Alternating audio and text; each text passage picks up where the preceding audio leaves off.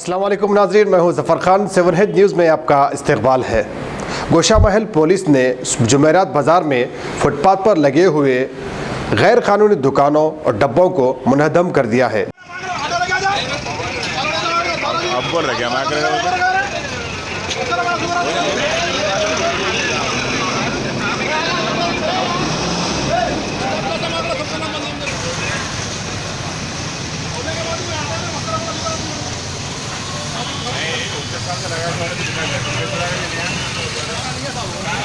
बोलने के बाद डाल दिया लोग।